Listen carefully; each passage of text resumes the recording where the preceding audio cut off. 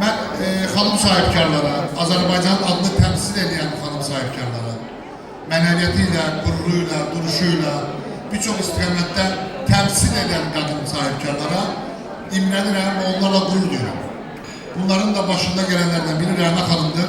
Onu bir gürültülü alkışlayan çok böyük əziyyəti var. Rəhmət deyil. Niye gürültülü alkışlayan? Afrika kelimesini demek çətin ikən, ora getmək uzaq ikən, ora ulaşmaq lazımsız görünürkən, birçok çətinliyi gözünə alaraq Rəhmə xanım Afrikaya səyahəti, Afrika-Azərbaycan Asosiasiyası ilə beraber iş görmeyi hedef gördü ve devlet tarafından təqdir topladı. Bir qadın sahibkar için çok önemli olurdu, həqiqətən. Mən Rəhmə xanımın timsalında Şəbnəm xanım, Nilüfer xanım, Vaniyə xanım, Dürdana xanım, ne kadar xanımlar varsa, hamısının bu faaliyetlerle bizden daha çok əziyyət çəkdiyinə şahidəm. O yüzden Azərbaycan xanımları değerlidir, kıymetlidir ve uğurludur. Gəlin bir de xanımlarımızı alışlayalım. Ben Rəhmə xanımın 2026 yılında 2 arzum var Rəhmə xanımız.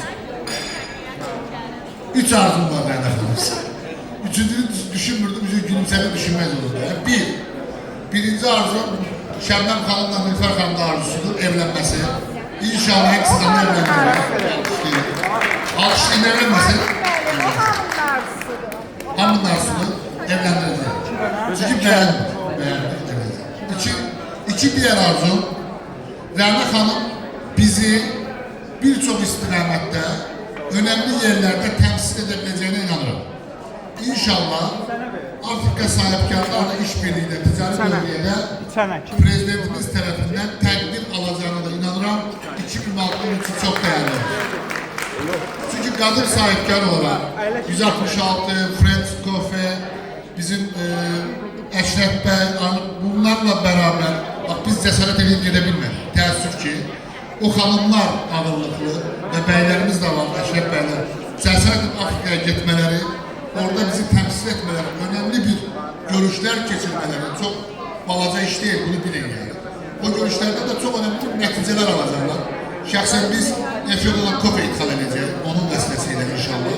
O yüzden ikinci önemli bir arzum, prezident tarafından təqdir edilmekle yanaşı, ticari dövlət artmasında yanan inşallah bizi Millet Meclisi'nde temsil edin.